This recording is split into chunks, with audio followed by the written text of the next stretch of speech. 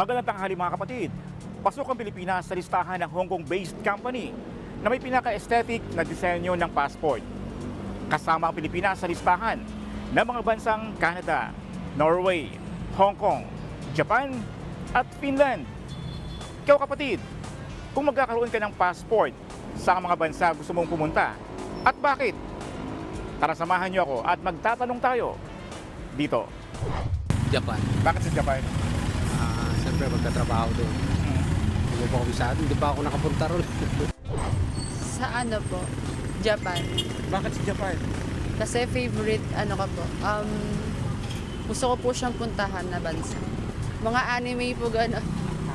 Okay. Italy. Bakit sa Italy? Maganda po kasi doon, tsaka malaki ang pasahod. South Korea. Bakit sa South Korea? Malaki ang pasahod doon, sir. Malaki ang kikitain mo doon pag nakapunta ka doon. Kaso lang, pahirapan doon pag pumunta ka. Kailangan ka talaga mag-aral. Nakarating ka ba ng Korea? Hindi pa po, sir. Nag-aaral pa lang. Agara ka ba na? Ako ang inyong hari ng bayan, ang tunay at nag-iisang pantanggal umay sa pananghalian.